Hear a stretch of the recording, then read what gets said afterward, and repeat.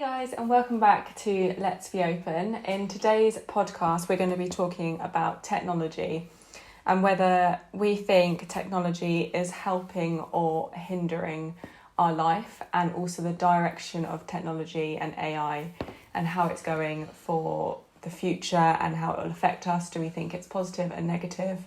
And also we've got some polls and questions and feedback from you guys over on Instagram.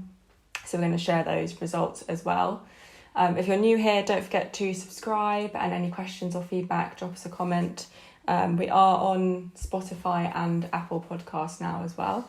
In this podcast, we're going to talk about whether technology is good, whether it's bad, whether it's going in a good direction, whether it's going in a bad direction. So we had the initial uses of technology years ago, which was as monkeys starting developing the first tools. That was our first technology. Developing things out of rocks and bits of wood, bow and arrows, and making hammers and smashing nuts open with big rocks. That was the first technology that we had. And these were all things that were designed to make our lives a lot easier. That is the sole purpose, really, of technology. Technology is to make our lives easier. So it's interesting using that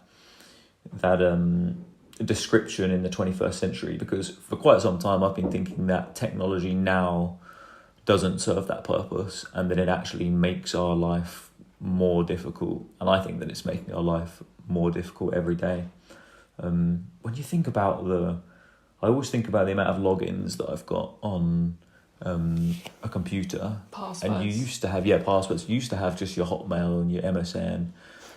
Then it become, and the login to the computer, then it became Facebook, then it became emails, then it became insurance, then it became, your Protein Works website, then it became your nutrition, energy, Marks and gas. Spencer's, Tesco. It becomes absolutely everything.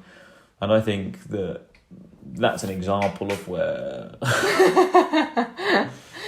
Oh, camera just fell over, guys. 1 second. And now I feel like it's getting to the point where, it's making our lives more difficult. And that's just one small example of it.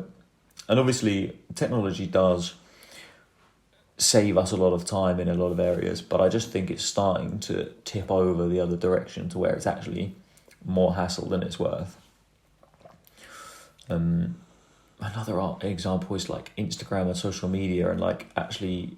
the amount that you have to market these things and the amount of algorithms you have to try and bypass to get your content filtered through to the right people, it becomes more about the technology and working your way through it rather than the content itself. It used to be more how good's the content and it will do you well. Now it's more like how good's the marketing and how well are you able to utilise the technology in the right way. It just kind of seems like it's causing more hassle than it's saving. Mm-hmm. So I think that's a dangerous rabbit hole for technology to be going down. I did see I saw a stat the other day that this is another thing. So the internet created 2.6 jobs for every one job that it removed. So people always talk about, it's going to be so bad if technology takes all our jobs away. And I think, hang on, like the whole point of technology is to make our lives easier. I think humans have this real strange socially conditioned mind with, jobs are a great thing. Everyone's got to have a job. Like, jobs are amazing. Your life has no purpose without a job.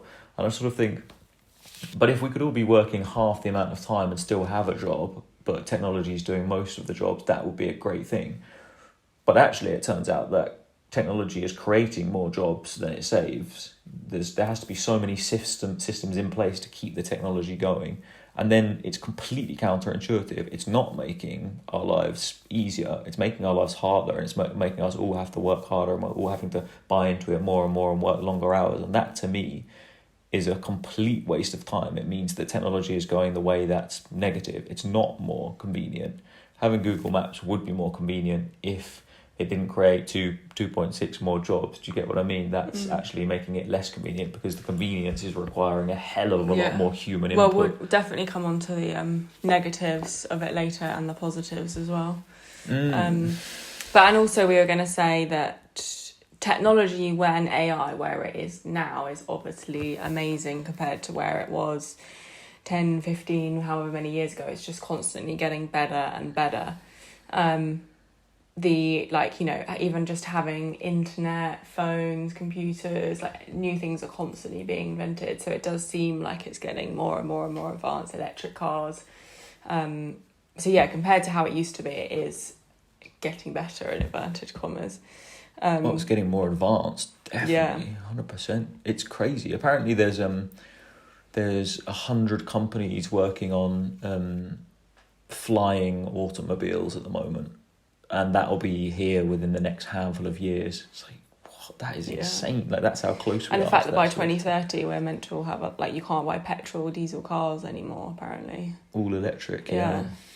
And now, the tools that we have to our hands, some of them are really good, and that we don't have to rely on other things because the technology is helping us. But actually, sometimes you find that you do have to rely on other things, for example, when the technology doesn't work properly. So it's quite a paradox, I guess. Sometimes it seems really good, but then when technology goes wrong, which all of us have experienced, it then becomes more a hassle than it's worth.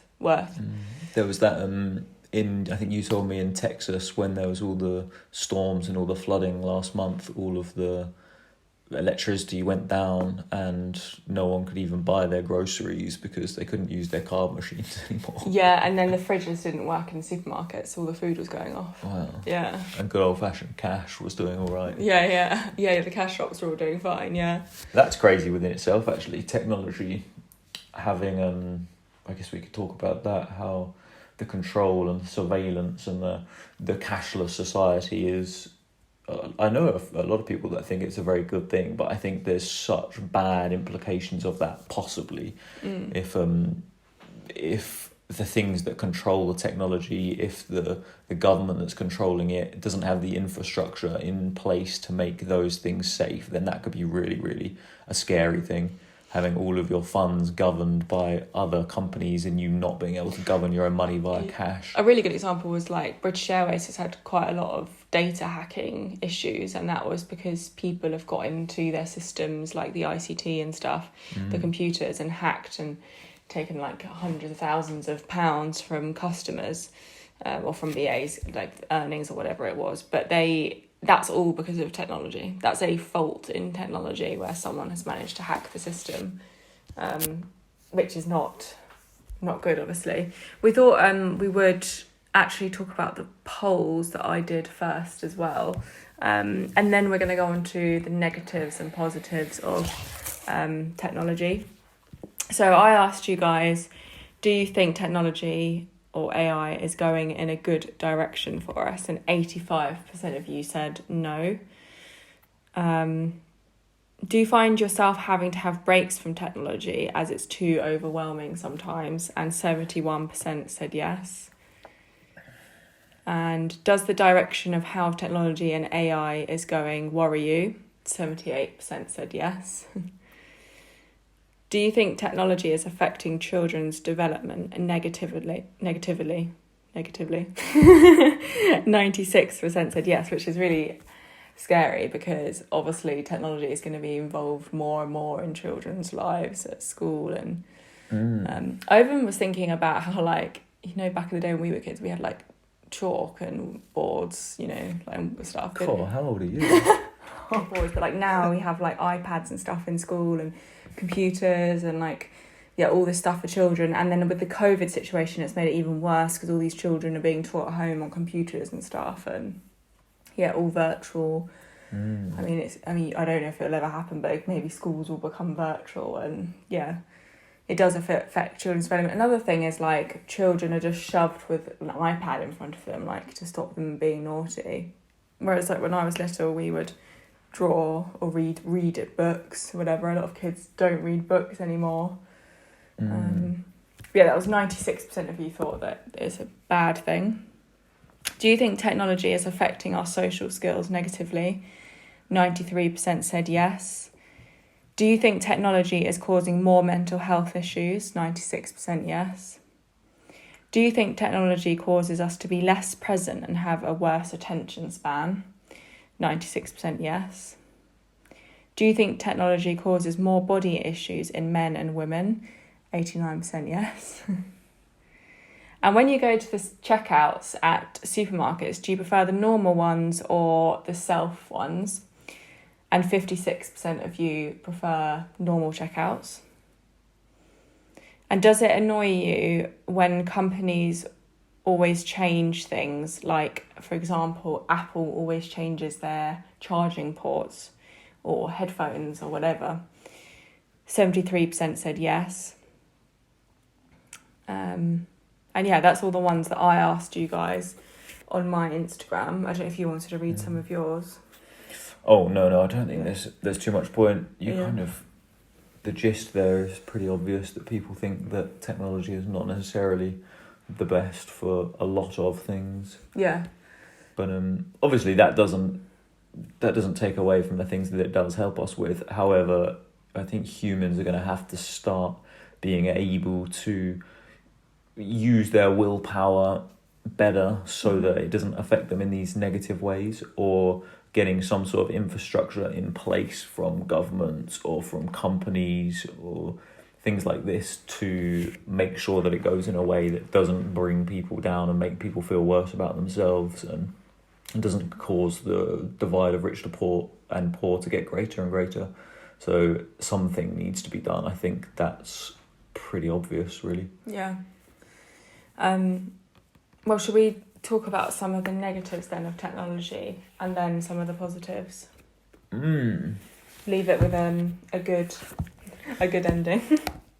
Some stats as well, just thought it might be quite interesting for you, is that on average, people will spend 6 years and 8 minutes? I don't know if that's minutes, but about 6 years. 8 months. Oh, 8 months. In their lifetime on social media based on predictions. So 6 years of your life you'll be spent on social media. Just insane, isn't it? That's based on future predictions of what things are like right now. And on average, we spend 2 hours, 24 minutes on social media a day. And there's 3.8 billion people in the world who use social media, which is more than half of the world's population. Yeah, and obviously those are all just social media stats that we're talking about there. Technology comes under a lot of other things as well. That's just social media, which is crazy, because you've got to think, you might be spending 2 hours a day on your social media, but then you're also using technology like for other things in the day, driving your electric car, going to a self-checkout in a supermarket, calling up an automated human on the phone, maybe going to work and then using technology at work, or going on the train and using your contactless cards through the day on your phone, all those different things through the day. Some of the negative things that we have discussed is what some of them were on the polls earlier, that it is already causing mental health issues, anxiety disorders, and body image issues, especially with like Instagram, TikTok, all of those ones. And the anxiety one became so clear the last year because of COVID. So there's been loads of articles and news things saying about how people in the last year, because they've been locked away, just using their phones and laptops, going back to work, going back to normal life is really stressing people out.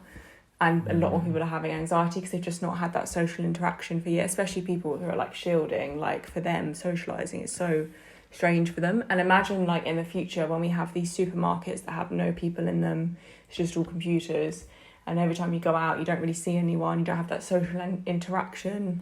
I wonder what it would have been like in the 1970s having such a pandemic without the technology. Now we can use cashless and everything goes cashless and stuff like that, doesn't it? Yeah. But also this same scenario in 50 years' time, I mean, humans might not even be talking to each other at that point because you can just talk to a robot. Yeah. So maybe there'd be no problem. Though we know viruses because people don't even go out of the house because everything gets delivered. Yeah. It is quite crazy to think about, isn't it? But I guess we do have to ask ourselves whether that is the life that we want. And I think there is now things like robots and dolls that are so lifelike and human-like. These are starting to be created where humans won't even need to have sex with actual humans because the robot will do a better job. And just, to me, that just doesn't seem like an idea of heaven. It seems more like an idea of hell. It doesn't seem like a utopia. It seems like a dystopia to me. Yes, that's another negative, definitely. Yeah, I don't know how you think about that and how most people think about it, but for me, that seems like madness, utter madness, and I think we need to use technology but not let it use us. I feel like humans are so good at creating all of these things, but actually understanding the fundamental ideas of the direction that these technologies can take is really, really important, and I don't think it is. I think that a lot of companies these days, because of the capitalist nature of the world, create products because people want them, and they don't actually try and understand whether people wanting them is a good thing or a bad thing. They just create it because it's going to earn them money. That's the forefront of it. Everyone in this world wants to make money. You have to. We live in a capitalist world. But they take that to the nth degree where it's, I will create this product at the cost of whatever, I don't care, I'll just pump it out because someone will buy it. And I think you have to have a lot more, you have to use your morals a lot more in business, otherwise we are going to create this dystopia, which is very, very scary, I think. Creating a doll that people have sex with so that it will then, humans won't need to go out and socialise at all because they can just have sex with a doll. I think, have you actually thought about whether that's a good idea? And maybe there needs to be people overseeing certain companies, or maybe people just have to use their own moral compass slightly better and actually think, is me putting this product into the world going to help the world, or is it not? And that, I think that needs to be higher up in people's... Yeah, the problem with that is I think a lot of people will say, Apple would argue, our product is going to help people. Like, it's going to help people not having to have wires coming out of their ears, so they're going to have AirPods instead. They probably will think that they're helping, but maybe they're not actually helping. Self-checkouts, it was there, all technology is meant to help us, isn't it? Be quicker with the self-checkouts, you don't have to have humans. Yeah, I think maybe this is where there needs to be some sort of intelligent people in the field, people that understand social dynamics and understand humanity, instead of just the big tech companies saying, yeah, this is good for this reason, without actually getting to the like looking at undercurrent. things like mental health issues, anxiety disorders, social skills, children's development. That was another one that I wrote down that's a negative of it, is like children's development being affected. So them putting the product in the world, is this going to affect children's development? Maybe they should think of that as well, is what you're saying. Yeah, I think there needs to be people overseeing these things as they get more and more crazy and more advanced. I think that you need to have people that really do understand the nature and the direction of the way that those things are going. Creating a sex doll, is that really a good idea? Have you really thought about that? Porn being so openly available, is that really a good idea? I think we need to have smarter, more intelligent people governing these things and spreading the message of these things so that fewer of them are created. The bad ones, obviously, the good ones, great. There's no problem with people. The thing is defining the good from the bad. What is the good and what is the bad? That's the hard one. I mean, there's a lot of people that would say social media is really good, but there are a lot of negatives to that, like the mental health issues and the body issue images. So it's finding that line, isn't it, between good and bad. And actually, going on from social media, I wrote down that it's causing less real life connections. So people are having these interactions with people online, maybe even robots in the future, and they're having less real life interactions with humans, which is definitely a negative thing and causes all those other issues, so bad social skills, anxiety disorders. And the other one is that every time you open your social media and get a like or a follow, your dopamine is lit up, the same way, you get the same effect as like drugs when you take a drug, and it's that reward feeling, and it's very addictive as well. Your brain is lit up in the same way, so you're like, oh, and it's a real kind of buzz every time you open your social media, and that can be really addictive and make people go back and want more and more of it, which is where it can be dangerous, especially if you're teaching that to young children as well, which I thought they didn't have. But this, I think, is somewhere where if technology is so great, there should be companies in place, people in place that can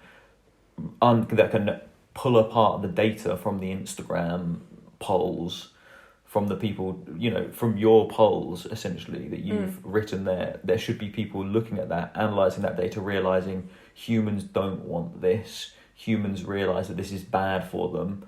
Have a poll. Do you think these things need to be sorted out? Yes, there needs to be less of this on Instagram, and almost more democratic than it is at the moment. There needs to be systems in place where experts in those fields, not just Instagram governing itself. Instagram isn't moral enough. It's not. Well, they have actually introduced that really good one, which is hide the like count. So that's been introduced for that reason, because it was causing issues with people's anxiety and body image issues, comparing themselves to others. So they've actually taken that on board, and you can hide the like count now, which is a good step in the right direction.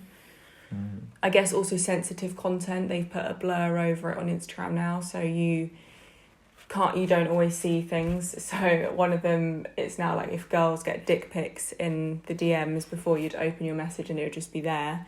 Now it's got a blur over it, and you click it, it says, do you really want to see this image? Might be offensive. I guess that's like a positive thing that they're governing. But yeah, I know what you mean, like not all things are governed like that. Yeah, slightly off topic, but last night Chloe and I were talking about the age at which you should be voting. I think we both come to the understanding that we were both didn't know ourselves well enough and so socially conditioned by our parents and the people around us that we didn't actually know ourselves until about the age of 30, and therefore the governments that control us, if the age of voting was changed to 30, we would probably have a fairer way and a more correct way of people organising us. Yeah. I think 18 is way too young to be deciding who votes what. Like, you just come out of school, you're in such a conditioned mindset from your parents in school. I was just a conservative all the time with my parents' views until I learnt about myself and understood the world. And at the age of 30, I can safely say I would not be voting Conservative in this day and age. yeah, exactly. Also, the thing you were going to say was about Enoch. Was there something you wanted to mention about that? Well, I just think that there was a Conservative, I think, politician in the 1970s, Enoch Powell, who spoke about, not that I'm an Enoch Powell fan, I'm definitely not, but he stood up in the House of Commons and gave the Rivers of Blood speech, which talks about foreign people coming into this country, and he sees it as it's definitely going to be a disaster, and it's so obvious, and we let these people in with our own volition.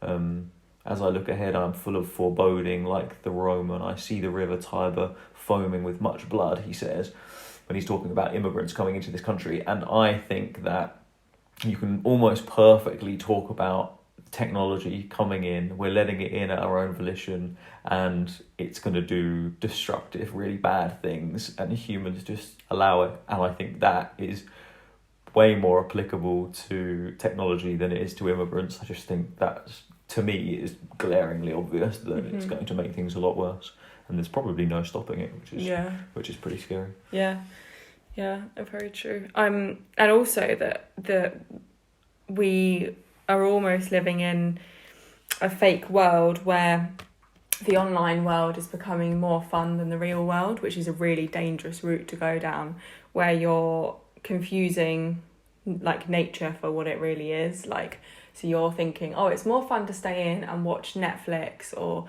Love Island on my TV whilst going on my phone on TikTok and Instagram or talking to all my friends on WhatsApp from my home, then going out and being out in nature and experiencing things and turning your phone off and having real life connections. And it's people get sucked in. A really good example is, say you've got anxiety, you don't leave your home, don't talk to anyone, it's all online, but you've got 1 million followers on Instagram because you make these amazing photos at home or something, or you're a chef and you take really cool food pictures, and you're getting all this praise and you're getting all these comments and all these messages, and it makes you feel really good, but it's all...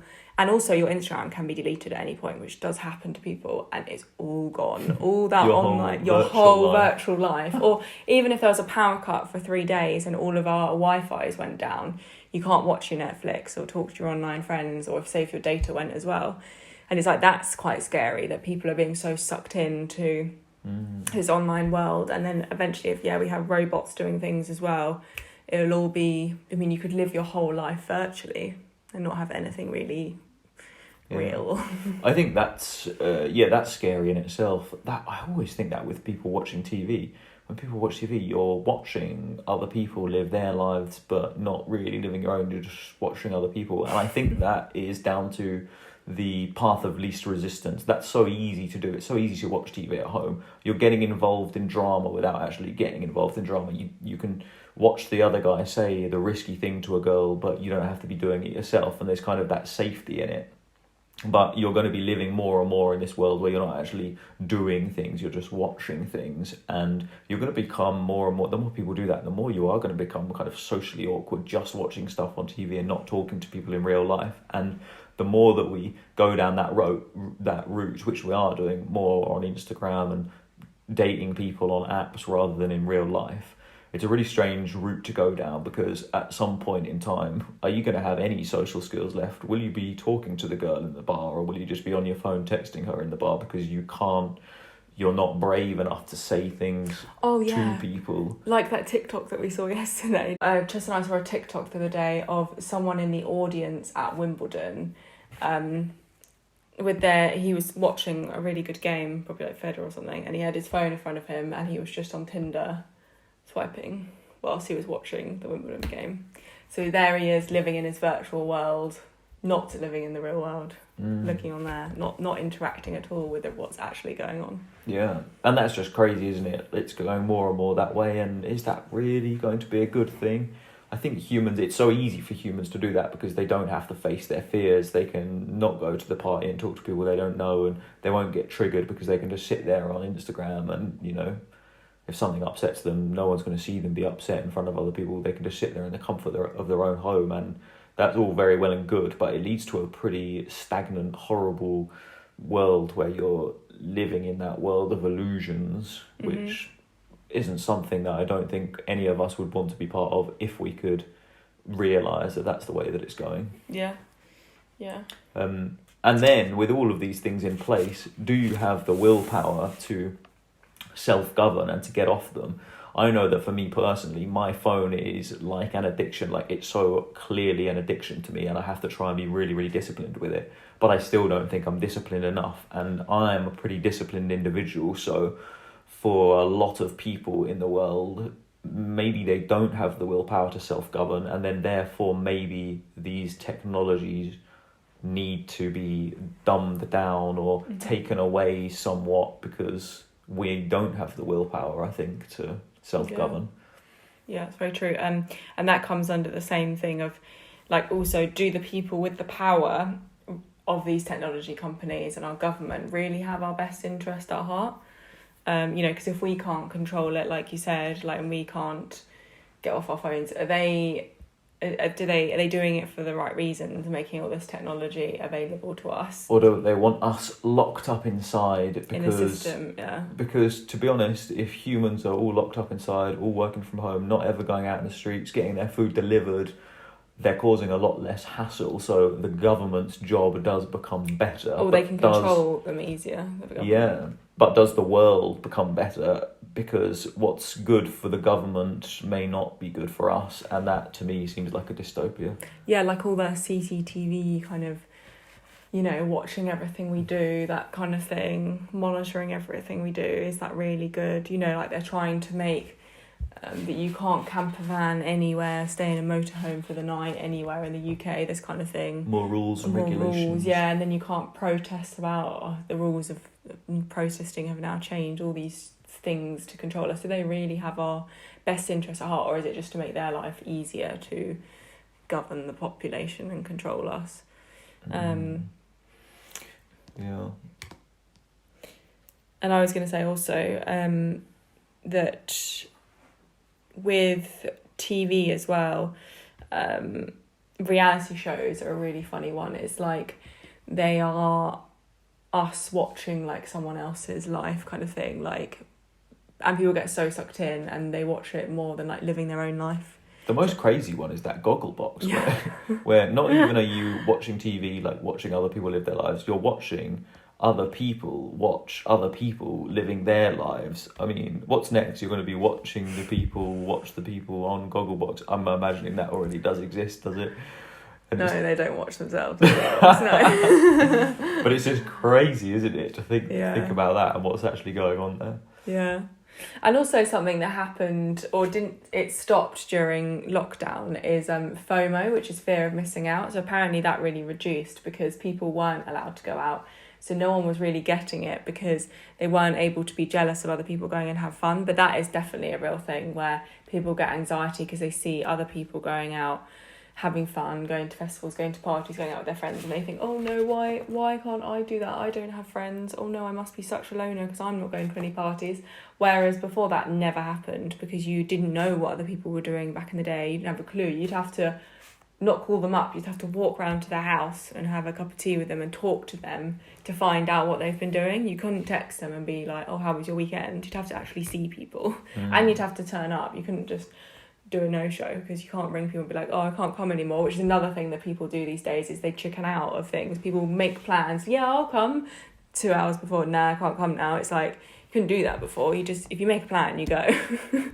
Yeah, and the technology is probably making that a lot easier, really. Yeah, it's making people's anxiety almost easier in the sense they can chicken out more of things. It's making their anxiety worse because they don't have to socialise properly, and therefore the prospect of socialising properly is more scary, so they're more likely to chicken out, and they can chicken out because they can just text it over. There seem to be quite a lot of problems. I think for me the level of oppression that is possible with more technology is really scary. That's one of the most scary things, I think. So I think that when I look at humans and the way that they carry on, you look at the amount of world hunger that there is and you think we're so advanced and you could solve world hunger. I think if the top 20 countries gave 1% of their GDP, I think it would solve world hunger in like every year. And I just think humans aren't that compassionate. We're not that. The Western world are not that compassionate. And therefore, I think if you bring in, you keep going with technology and make more and more powerful technology, more and more control, more and more surveillance, I think that that's really scary because I don't think that humans are very compassionate. So therefore, you've got all this infrastructure in place to govern and to oppress people. And if the rules are set up and the government is, the Nazi party got voted in, let's remember, you could vote the wrong party in, or the governments and the rich people just may not have your best interests at heart. I'm sure Jeff Bezos could solve world poverty alone, but does he have people's best interests at heart? No, he doesn't care. And therefore, if with technology in place and all that infrastructure, there could be a lot of people in really bad situations, and the people at the top of the pile just don't care about them. And then they are quite literally so the divide trapped. between rich and poor almost gets bigger. Yeah, at least now you're not trapped. Like, at least now you can walk out the street, you can go live in a hut, but with the technology in place, you may not be able to do that. And the minimum wage may go down and down. The divide between rich and poor may go up and up, and there might be a poor race and a rich race, and you're being oppressed, and there's nothing you can do about it. That was something that someone put in as a question, that apparently all the middle jobs are disappearing. So there's jobs at the very bottom and jobs at the very top. That is one thing that technology is very clearly doing. And that makes it even more clear that could possibly happen. And I think humans need to be kinder, and they're not. And with technology going that way without a huge paradigm shift, that is very scary. Yeah, I think that's a good way to conclude the negatives of technology. So we are going to talk about some positives, because there are positives as well. So some of the things we discussed were, a really good example is medicine and hospitals and doctors and all of that sort of thing, and drugs that we have and how the drugs are researched, and like if you are pro-vaccine for the COVID, you could say that's a good thing with all the technology people have got, and it's a good thing that people can go and use their app or whatever. Some people would say that's a good thing. Obviously, we've got our own opinions, but things like scanners, MRI scanners, CT scans, X-rays, all of that is technology, and it's just got better and better over the years, and that is going to help people with cancers, broken bones, all that things. You've got the surgeons with more and more of their technology to help cut people open and solve those things, or giving birth, all of that stuff. So in that sense, the medicine side of things, it has helped so many people these days, and chemotherapy and things like that. Just like even before, when you'd go to a hospital, you've always got the risk of like sepsis and stuff like that, and getting infections, and now they're a lot cleaner, and so that's a real positive things. Another thing to do with the health is like epigenetics and wearable fitness trackers, stuff like that. So it might be in the future that they can work out your epigenetics of what you're going to be predisposed to, diseases and conditions wise, when you're born, and be like, in your family that you've got these type of genes, and you need to eat like this, and make sure you exercise, or whatever it might be. Have a diet that's got more of this because of your family, and you're at risk of this at this age. And that could be really good. And even they've started with the fitness trackers now, heart rate, sleep, making us all aware of our health, which is a real positive thing, making us more active with our steps. That's a great thing. Yeah, and there's also these self-running companies which we're right on the precipice of, where there has to be no human to profit out of it. So the taxi company, you order via your Uber, the driverless car turns up, it takes you to the destination, you pay with your contactless card, and the profit doesn't have to go to a human. It's just a self-sustaining company. It goes and fills itself up with petrol or with electricity, I guess. And the profit to fix that vehicle goes straight back into that company. And that's a brilliant thing, because that really is making humans' lives easier. And there's nothing to sort of worry about with that. There's no human interaction that can go wrong. Those sorts of things are great. And that's where technology is making, taxi drivers wouldn't have to exist. They could be on holiday all of the year. So I mean, that is a genuinely great thing.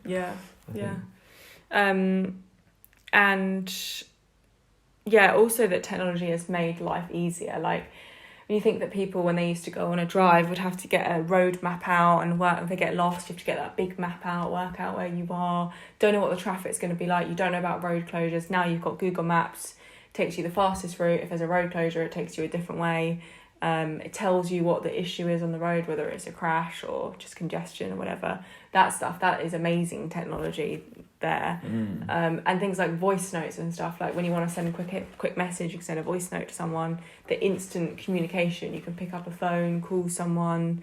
Wi-Fi, like fast broadband, all of these things are real positives and do make our life easier and better. These cars, these flying cars that are going to be around soon, they reckon that will save a lot of space and parking and stuff in cities, because people will just be able to fly back to their rural location of an evening. Yeah, it's so can you imagine, like, after a night out, let's just fly home? So weird.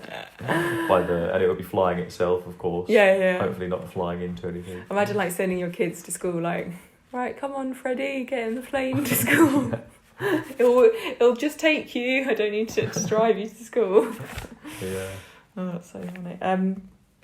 There is a lot of. And also another one of, like, on the lines of that is safety. Like, technology has mean our cars are so safe now. Like ABS, airbags, seat belts, all of these things they didn't have before. If you're in a crash, you're way more likely to survive than even probably like 30 years ago. They're just constantly making cars safer and safer for us, which is a real positive thing. And I'm sure when these electric cars come out, they won't be safe at first, but like with our cars, when they first came out, they weren't, and they'll just get safer and safer over time because of technology. Well, they'll be driving themselves. I mean, you won't even be driving your own car. It'll probably be illegal to drive your own car in 20 years' time. They'll all be driverless, and they'll say, well, no, it's not safe to drive your own car. That in itself throws in a whole load of other implications, doesn't it? Because the possibility of hurting someone because you're driving a car and then being banned from doing so is a really interesting one, because you're not necessarily hurting someone driving a car, and to be banned from doing something where you're just possibly hurting someone is a real kind of dark area to go down. But I can imagine that is where it will end up being, and I'm not too sure that is a great thing. Yeah. You can't drive your car because it's not safe. Wait a sec, I can't drive my car. I mean, what's next? You can't walk out onto the street without being escorted by a fucking robot. yeah, or they'll have CCTV everyone be like, you can't leave your house. If you leave your house, they'll be like, go back in. Yeah, we've all seen iRobot, right? Yeah. And Viva Vendetta as well, where they have the cameras and stuff. Yeah. And the other thing another positive is travel. So planes have got better and better over time. They've got safer and safer, and you can now go to pretty much anywhere in the world direct really quickly as well. And yeah, obviously hundreds of years ago, if they were thinking about, if someone had said to a person hundreds of years ago, oh, soon you'll be able to get on a plane, have a 3-course meal, lie in a bed, and fly to wherever in 8 hours, they would have looked at you like you're crazy. But I guess that's how we think about the future. So it is getting more advanced and better in that way. I mean, maybe they'll make faster planes in the future, and it'll be even better. So that's like a real positive, that you can get around. You can explore our world and planet in like one lifetime, which is pretty cool. Yeah. See all these different countries. But what can you see is the other thing. It's going to be more high-rise buildings and fucking spaceships flying around, more humans, less nature. And you do have to wonder if that's a bad thing. All of these companies obviously are trying to gain more profit and using more resources from the earth, chopping down more trees, digging up more stuff. Going everywhere. And you have got to think that maybe that could, I was just trying to say a positive though.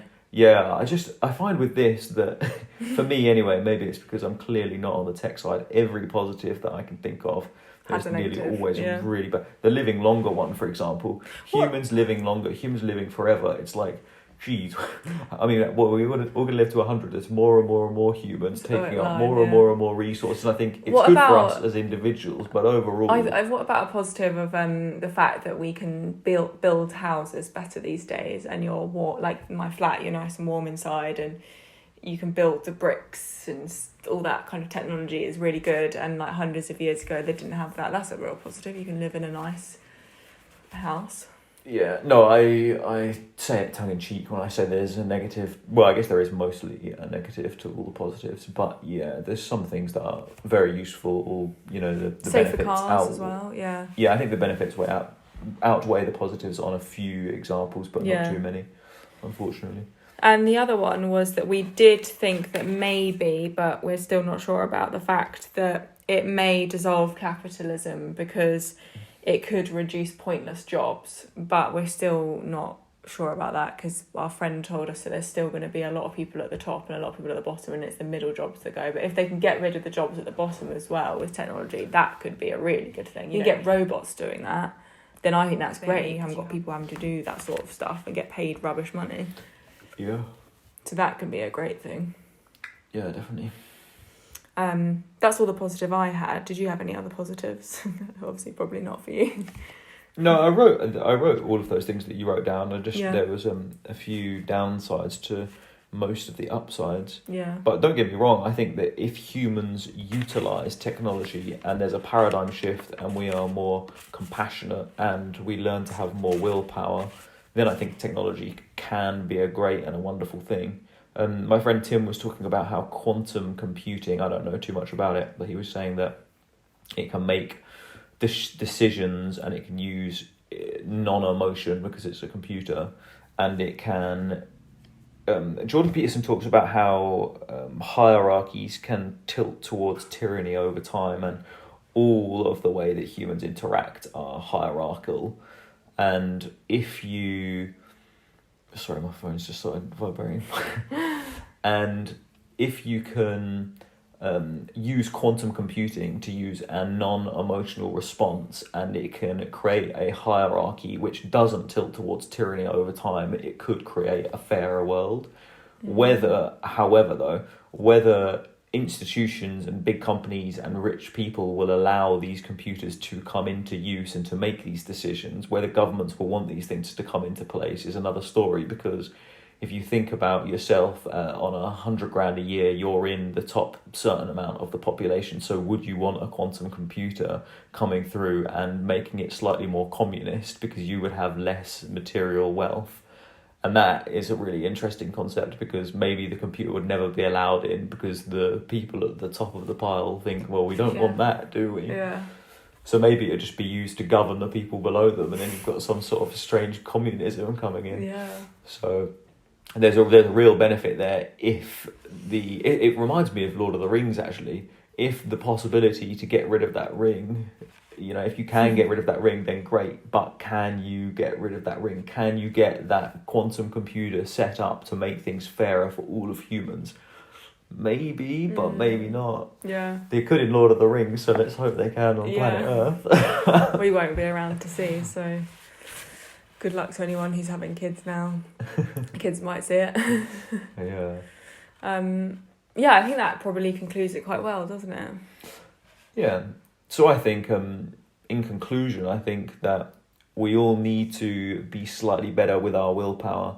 We need to not be buying into the negative aspects of technology. Companies that don't care for people, we need to try and avoid these companies. Yeah, and it depends on how you as a person use the technology. So if you are finding when you go to the supermarket, if you can go to the checkout, if that's what is better for you or whatever, or with the social media stuff, just delete it for like a week if you need to. Or willpower, man. Yeah, and you can you don't have to delete your accounts. You can delete the apps, and then maybe just log in like twice a week, or even I was thinking of doing starting off with 1 day a week. So just delete the apps for a whole 24 hours, 1 day a week. I mean, you could do that once, on a Saturday, every Saturday delete it, or do it every weekend, and then you just reinstall it and log back in, and your stuff is still there. That can be really good for people to do, because I actually got locked out of my Instagram for a day, and it was so strange because when I open my phone, I'm so used to just clicking Instagram. It's almost like, and I know Tristan does it too, because you'll sometimes open your phone talking to me and you just click it and you look at it like, why am I on Instagram? I'm not meant to be on Instagram, I'm meant to be on something else. And it's so automatic. So then I opened it and I didn't have an Instagram there. So I was like, oh. So I just didn't go on it for a day. And it was really odd, but also quite nice, because I didn't feel that pull towards my phone as much. Obviously I had WhatsApp and my clients to talk to, but so doing things like that can be really positive to how you use it, really. And if you've got children, monitor their usage of technology as well. Get them out doing real life things, interacting with other kids. And just trying to use your willpower. I mean, understanding yourself and understanding when things are negatively affecting you. Humans are notoriously bad at doing that. Is it better to be swiping on Tinder to meet people, or is it better for your well-being and for your social skills to go out and try and talk to people? And I think that humans are bad at seeing what one of those is beneficial for them, and one is a lot easier than the other. Path of least resistance. The easy things in life tend to not develop you as a human quite so well, so try and have the willpower, try and have the understanding of the direction that certain things are taking you and avoiding them. Watching porn, is porn really benefiting you, or is it actually causing you to have higher expectations? Is it actually a really, really bad thing? You've got to have a level of self-awareness where you can understand these things and then apply it. And applying it is sometimes really difficult. For me, not going on Instagram is very difficult for me to do. So sometimes, I like you say, I'd have to just delete it off my phone because I don't have enough willpower to do it. Yeah. So making those decisions and sticking by them is very hard for humans to do, but that's... Almost forcing yourself into it by deleting the app is the only way. But we're being rammed down this path of technology, so I think that's the only thing you can really do. Yeah. I think Instagram put up the other day, one of the owners of Instagram, he said that they need to keep up with other platforms, and because TikTok is now becoming almost bigger than Instagram, they need to hurry up and think of ideas to do the same. And he was saying that they're going to prioritise their e-commerce, shopping and video content, which basically means posting photos. People won't see your photos as much. And it's funny because Instagram was originally for photos, but because technology is advancing and YouTube and TikTok is doing so well, they have to then keep up. And it's just, that's where it's crazy and it's all moving so quickly. Yeah. But I think that's a good conclusion. So if you guys enjoyed it, don't forget to subscribe, and if you're on YouTube, give us a like or comment. And yeah, we'll see you on our next episode. Yeah, thank you so much, guys. Bye.